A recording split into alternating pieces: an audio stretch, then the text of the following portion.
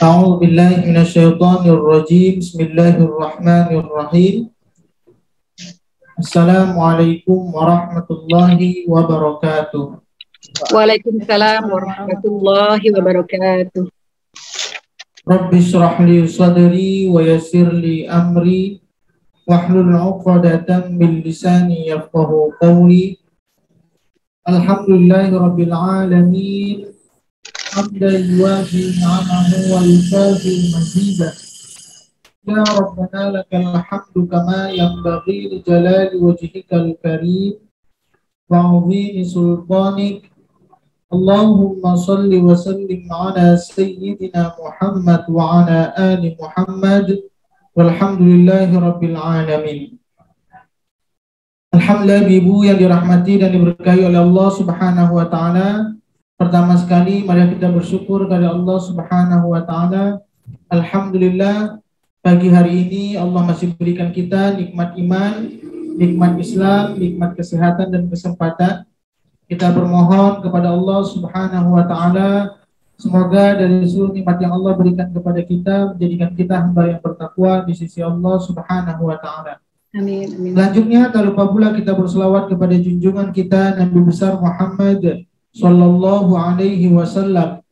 Allahumma salli wa sallim ala sayyidina Muhammad wa ala ali Muhammad.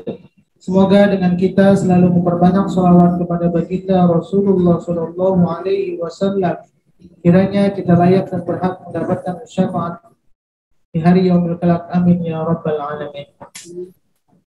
Bismillahirrahmanirrahim. Tujuan mempelajari ilmu tajwid yaitu agar kita terhindar dari kesalahan. Sautul lisani 'anil lahni fi kalamillahi ta'ala. Menjaga lidah agar terhindar dari kesalahan dalam membaca Quran.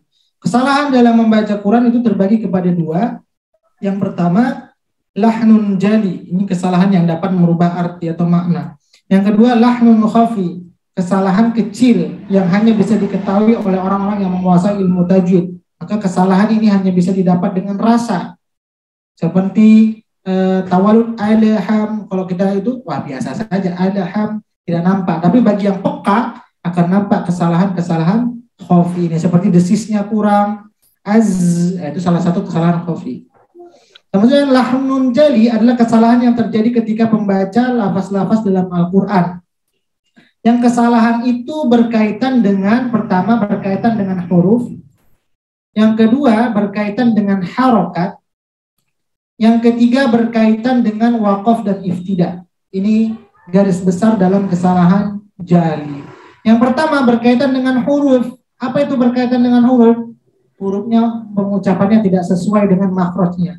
Seharusnya alhamdulillah dibaca alhamdu. Maknanya berubah. Yang alhamdu segala puji bagi Allah, kemudian alhamdu segala kehancuran bagi Allah. Atau al-alamin seharusnya semesta alam, tapi alamin artinya segala penyakit. Berarti kalau makhrajnya dalam baca Quran tidak baik dan benar, otomatis arti berubah. Kemudian berkaitan dengan panjang dan pendek. Seharusnya matoro pendek dalam surah Al-A'raf ayat 84, tapi dibaca matoro, tonya jadi panjang, otomatis artinya berubah. Yang pendek dibaca panjang, yang panjang dibaca pendek, maka itu juga masuk kategori kesalahan jali. Hurufnya salah, panjang pendeknya salah, itu kesalahan jali. Kemudian berkaitan dengan harokat, ini yang harokatnya kebalik-balik, matanya tidak jeli, fathah dibaca kasroh, kasroh dibaca fathah. Inilah awal mula Abu Aswad Ad-Duali kenapa memberikan baris Quran, karena beliau mendengar bacaan surah At-Taubah ayat ketiga, yang seharusnya bunyinya annallaha bari'um minal musyrikina wa rasuluh, tapi dibaca wa rasulih. Maknanya berubah. Sesungguhnya Allah dan Rasulnya berlepas dari orang musyrik. Dan kemudian karena dibaca wa rasulih, sesungguhnya Allah berlepas dari orang-orang musyrik dan Rasulnya. Jadi maknanya bisa negatif. Jadi yang pertama berkaitan dengan huruf, makhrajnya harus benar. Yang kedua panjang pendeknya harus benar. Barisnya jangan tertukar-tukar, itu masuk kategori kesalahan besar. Kemudian berkaitan dengan waqaf iftida, cara berhenti. Contoh dalam surah Muhammad. Nah berhentinya harus di kalimat Allah. Fa'lam annahu la ilaha illallah. Artinya artinya maka ketahuilah bahwa tiada Tuhan yang patut disembah selain Allah. Tapi karena nafas nggak kuat, berhentinya di ilah. Fa'lam annahu la ilah. Maka ketahuilah bahwa tiada Tuhan. Berarti di dunia ini nggak ada Tuhan. Artinya bisa negatif. Seharusnya di dunia ini ada Tuhan, yaitu Allah. Tapi karena membacanya tidak pas, maka maknanya bisa mendatangkan negatif, bahwa sesungguhnya ketahui tidak ada Tuhan. Tidak tahu, berarti kita beranggap di dunia ini nggak ada Tuhan. Maknanya bisa negatif. Atau dalam surah Ali Imran ayat 181. Laqad sami'a Allahu qawlal ladzina qalu. Kalau berarti di qalu boleh. Qalu innallaha faqirun wa nahnu aghniya. Sesungguhnya Allah telah mendengar perkataan orang-orang Yahudi yang mengatakan sesungguhnya Allah itu miskin, kami kaya. Jadi kalau mau berhenti, laqad sami'a Allahu qaulal ladzina qalu, jangan langsung innallah. Harus mengulang sedikit ke qalu, ibtida'nya. Ibtida' itu memulai. Kenapa? Kalau dilanjutkan langsung dari innallah, artinya bisa negatif. Sesungguhnya Allah itu miskin, kami kaya. Tapi kalau kata kalimat qalu kita masukkan, oh yang berkata ini adalah orang-orang Yahudi. Jadi lebih kepada makna. Salah berhenti bisa mendatangkan juga artinya negatif. Memulainya salah juga bisa mendatangkan arti negatif. Jadi kesalahan besar itu terbagi kepada hurufnya pengucapannya tidak benar, itu bisa merubah arti. Panjang pendeknya tidak benar, bisa merubah arti.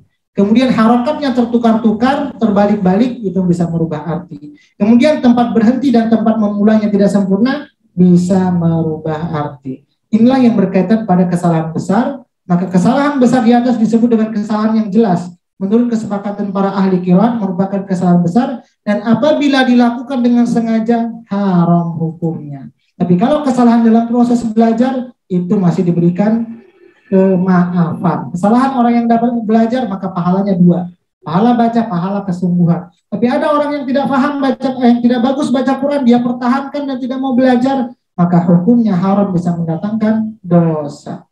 Silakan yang mau bertanya untuk kesalahan besar ini. Ya baik, dipersilakan ibu-ibu kalau ada yang ingin bertanya, boleh raise hand atau langsung bertanya.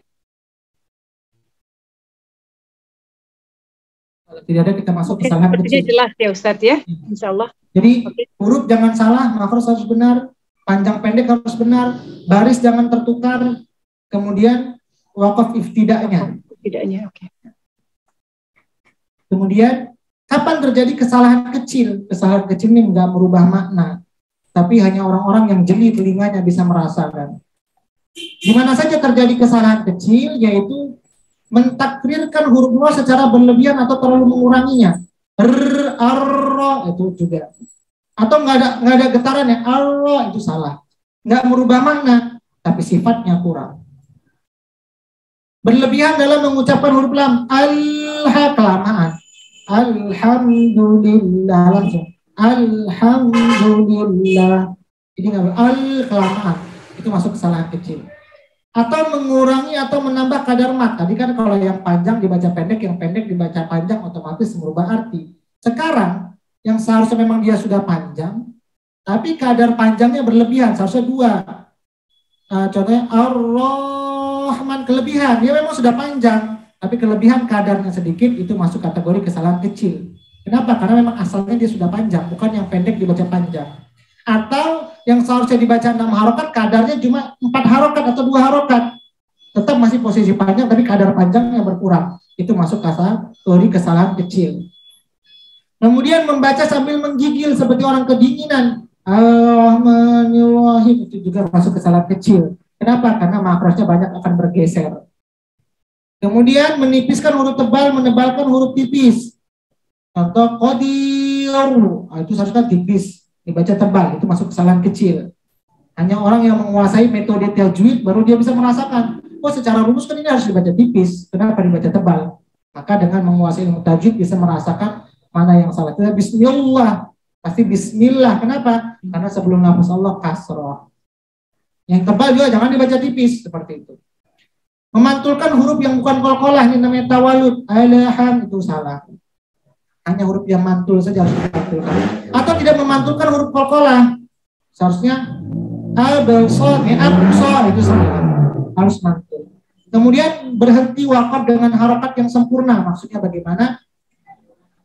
Huruf akhirnya dihidupkan. Alhamdulillahi Rabbil Alamin Ar-Rahmanir Rahim Maliki Yaumiddin. Jadi seperti nggak boleh ya Bu ya, menghidupkan huruf akhir. Jadi harus dimatikan. Itu masuk kategori kesalahan kecil. Menghilangkan kejelasan huruf awal dan akhir pada sebuah kalimat. Contoh, bismi nggak sempurna banyak. Pengen cepat-cepat bismi atau tetap bismi. Kalimat a'udzu billahi nggak sempurna. Tetap sempurna ketika di awal. Atau ketika di akhir Alhamdulillahi Rabbil Alamin. Nunnya nggak sempurna, harus sempurna. Alamin. Tetap harus seperti sempurna. Seperti juga wal fajr. Huruf ron wal fajr nggak sempurna ron. Harus sempurnakan. Jangan ada huruf yang terbuang. Kemudian mengapa kesalahan kecil disebut kesalahan samar? Karena kesalahan tersebut hanya bisa diketahui oleh ulama Quran atau guru-guru yang ahli dalam mengajar Al-Quran. Dan kesalahan khafinya apabila dilakukan dengan sengaja hukumnya makruh. Maka mungkin saat ini kita tenang-tenang saja melewati hari tanpa membaca Quran. Padahal seharusnya kita khawatir jangan-jangan hari itu berlalu tanpa keberkahan dari Al-Quran dan petunjuknya. Jangan sampai harimu terlewat tanpa menyempatkan diri untuk membaca Quran, biar kamu nggak tersesat. Sebab Al-Quran adalah sebaik-baik panduan hidup. Seandainya manusia benar-benar tahu betapa gelapnya alam kubur, niscaya mereka tidak akan berhenti untuk terus mempelajari dan membaca Al-Quran. Sebab Al-Quran adalah cahaya dan sebaik-baik penerang di alam kubur. Kemudian di An-Nahl tadi, Al-Quran seluruhnya adalah kemuliaan. Maka tidaklah kamu mempelajari, menghafal dan mengamalkannya dengan ikhlas, kecuali kemuliaan itu akan menjadi milikmu. Seandainya manusia benar-benar tahu betapa gelapnya alam kubur, niscaya mereka tidak akan berhenti untuk terus mempelajari dan membaca, sebab Al-Quran adalah cahaya dan sebaik-baik penerang di alam kubur. Kemudian efek membaca Al-Quran, rumah akan jadi sejuk. Saya baca dulu, apa kita baca. Al-Quran merupakan salah satu mukjizat terbesar dari Allah Subhanahu wa Ta'ala yang diberikan kepada Rasulullah hingga saat ini. Mukjizat tersebut begitu berarti bagi kita, umat Islam. Sebab Al-Quran menjadi salah satu pedoman umat bagi kita dalam menjalani kehidupan ini. Dikala senang, susah, bimbang, dapat teratasi dengan Al-Quran. Itulah hebatnya Al-Quran. Maka sungguh merugi orang-orang yang tidak membacanya. Dan alangkah bahagianya orang-orang yang memperbanyak membaca Al-Quran di dalam rumahnya. Mengapa begitu?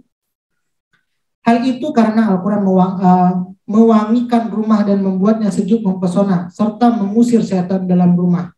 Diriwayatkan dari Abu Musa al-Asy'ari bahwa Nabi Muhammad SAW bersabda, perumpamaan orang yang beriman yang membaca Al-Quran laksana pohon at-turja, beraroma semerbak wangi, aromanya wangi dan rasanya enak.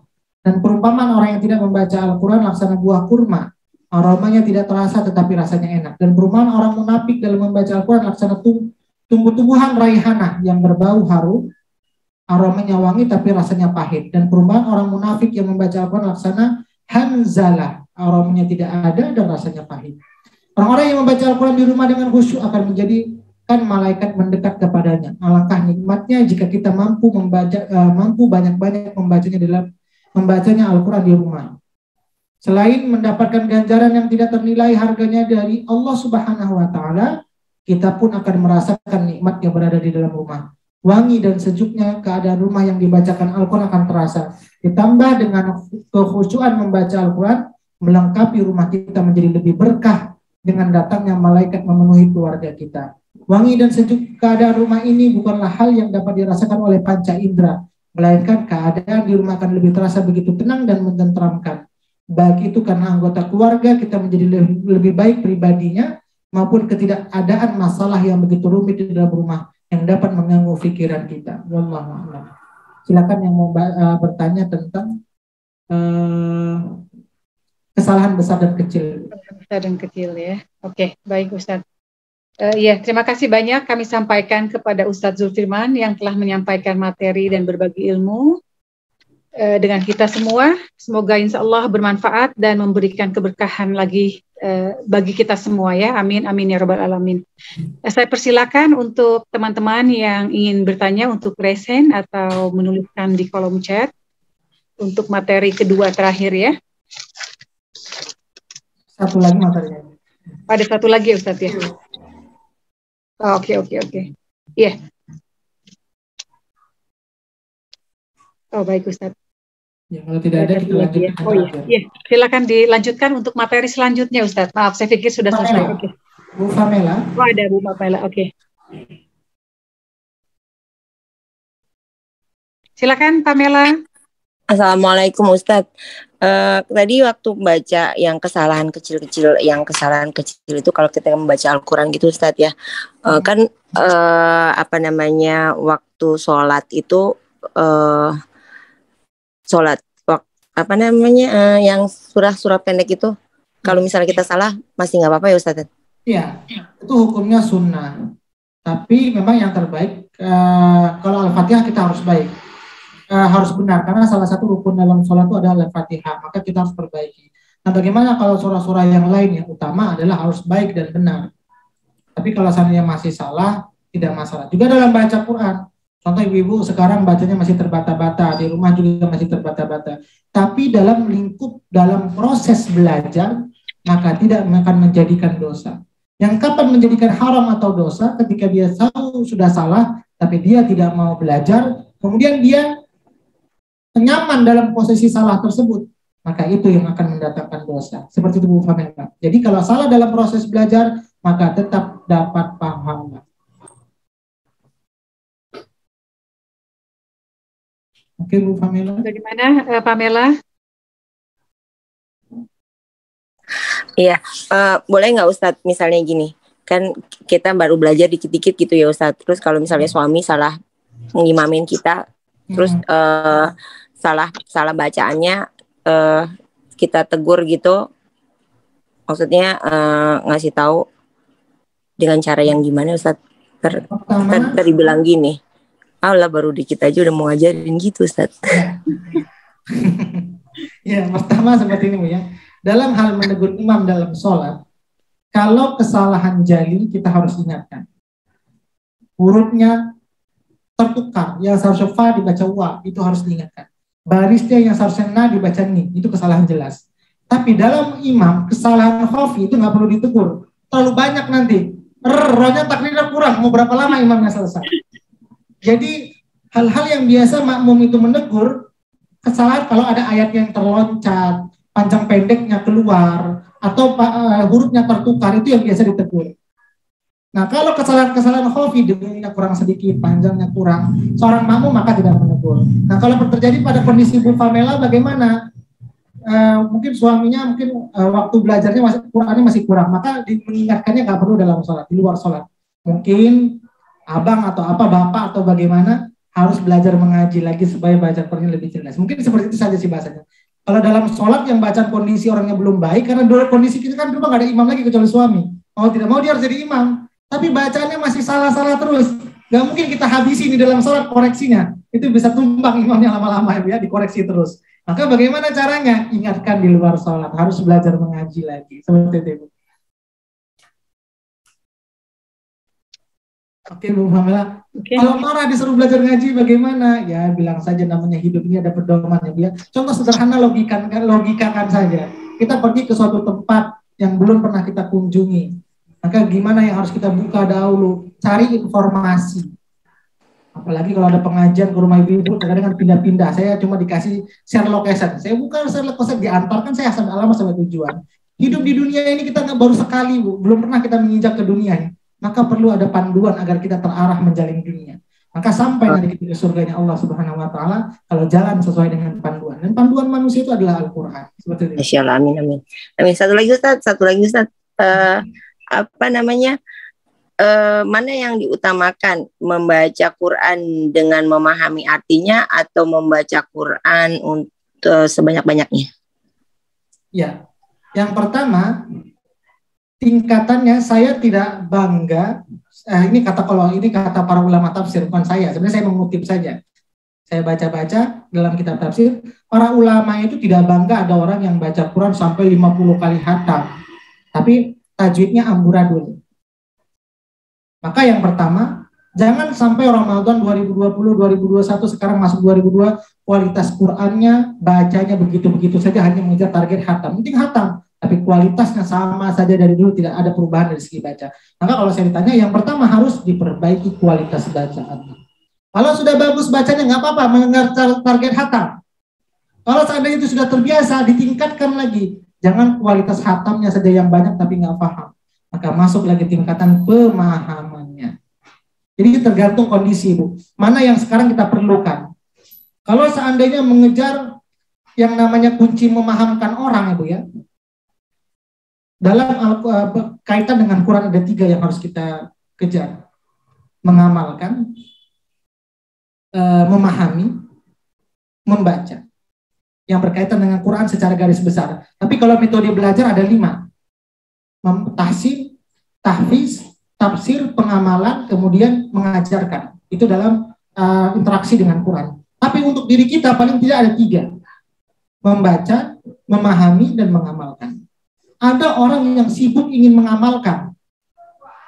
Semangat menggebu-gebu ingin mengamalkan Quran. Tapi nggak pernah ikut kajian tafsir, nggak pernah baca Quran. Maka nggak mungkin apa yang mau diamalkan, dia nggak tahu informasinya. Salah juga. Ada orang yang pingin ikut kelas kajian memahami Quran saja. Nanti kalau saya ikut kelas tahsin dibaca, saya ditegur-tegur, malu, saya nggak berani. Akhirnya setiap kajian ikutnya kajian aja. Nanti pas jam ngaji dia nggak datang, sesudah selesai ngaji baru masuk kelasnya. Ada juga yang seperti itu, karena takut suruh baca. Ya Bu Sri, seperti itu. Ada juga yang seperti itu, Ibu. Saya nggak mau dulu lah. Nanti kalau dibaca saya koreksi bacanya, ngasih ngeja-ngeja. Nanti kalau pas kajian tadaburnya baru saya masuk. Nggak bisa juga. Karena kunci memahami ilmu itu harus dengan membaca. Walaupun terkadang yang kita baca itu kita belum paham. Tapi nanti Allah yang akan bukakan pemahaman itu. Maka kalau kita juga ikut kajian memahamin saja, tanpa ikut kelas membaca juga salah. Ikut kelas membaca saja, tanpa kelas memahami juga salah. Bagaimana bisa ngamalkan? Baca enggak, memahami enggak? Maka ketiganya harus berkaitan. Ikut kelas membaca, ikut kelas memahami, sehingga kita dapat mengamalkan apa yang kita baca, yang kita amali, kita pahami. Seperti itu, Bu. Jadi ikut kajian bagus. Tapi kalau baca Qurannya sudah 10 tahun ikut kajian masih belepotan, belum lancar, loh kemana aja selama ini? Masa udah ikut pengajian 20 tahun, 10 tahun baca Qurannya masih belum bisa menyambungkan kata? Seharusnya itu tingkatan dasarnya itu dulu yang harus kita rombak, kita perbaiki. Baru nanti kalau baca Quran sudah baik, maka Allah akan antarkan kita ke level berikutnya, memahaminya akan baik. Seperti itu. Jadi Bu Famela, boleh nggak kalau kita ikut kelas jangan memahami saja? Jadi ya 3-tiganya harus dikejar. Cara mengamalkan Quran itu harus membaca dan memahami, baru bisa mengamalkan dengan baik dan benar. Ikut kelas memahami saja tanpa membaca, maka memahaminya akan lambat. Karena nggak mau membaca. Sama seperti kita ada belajar tajwid, tapi jarang dibaca, pemahamannya akan lambat. Tapi kalau saya ambil kelas, ditambah membaca sendiri, memahaminya akan lebih cepat. Seperti itu, Bu. Yang belajar Quran juga seperti itu. Oke, Bu Famela, jadi ketiganya nggak bisa dipisahkan. Baca, paham, dan mengamalkan satu kesatuan yang tidak bisa dipisahkan. Maka kalau mau ikuti kelas tadabbur iya juga, dengan siapapun. Kelas tahsin iya juga, seperti itu. Ini saja mungkin Ibu dapat saya sampaikan, lebih kurangnya mohon maaf. Semoga yang sedikit ini bisa bermanfaat untuk kita semuanya. Kita tutup dengan doa. A'udzu billahi minasy syaithanir rajim. Bismillahirrahmanirrahim. Alhamdulillahi rabbil alamin. Hamdan yuwafi ni'amahu wa yukafi'u mazidah. Ya Rabbana lakal hamdu kama yanbaghi li jalali wajhikal karim wa 'azimi sultanik. Allahumma salli wa sallim ala sayyidina Muhammad. Allahumma rahamna bil Qur'an. Allahumma ij'alna min ahli al-Qur'an. Allahumma nawwir qulubana bil Qur'an. وزين أخلاقنا بالقرآن وادخلنا الجنة بالقرآن ونجنا من النار بالقرآن. ربنا آتنا في الدنيا حسنة وفي الآخرة حسنة وقنا عذاب النار. وصلى الله على سيدنا محمد وعلى آله وصحبه وسلم. سبحان ربك رب العزة عما يصفون وسلام على المرسلين والحمد لله رب العالمين.